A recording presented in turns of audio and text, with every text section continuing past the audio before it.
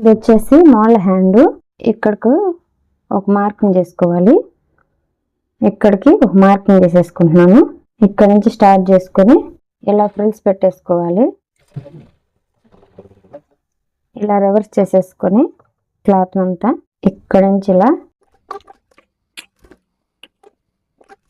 అటు ఎలా అయితే ఫ్రిల్స్ పెట్టుకుంటామో ఇటు కూడా అలానే ఇలా మడత పెట్టుకుంటూ ఫ్రిల్స్ పెట్టేసుకోవాలి. లైనింగ్ అంతా ఇలా అటాచ్ చేసేసుకుంటున్నాను.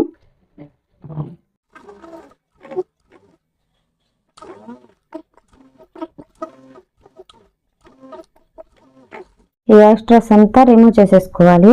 ఇలా స్ట్రైట్ కుట్టు వేసేసుకున్నాం కదా, ఇలా రివర్స్ చేసేసుకొని ఇక్కడ కూడా స్ట్రైట్ కుట్టు వేసేసుకోవాలి. ఈ లేస్ని ఇలా పెట్టేసేసుకొని స్ట్రైట్గా కుట్టేసేసుకోవాలి.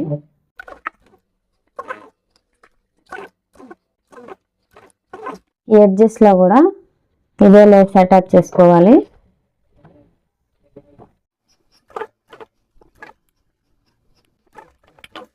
హ్యాండ్ అయితే కంప్లీట్ అయిపోయింది.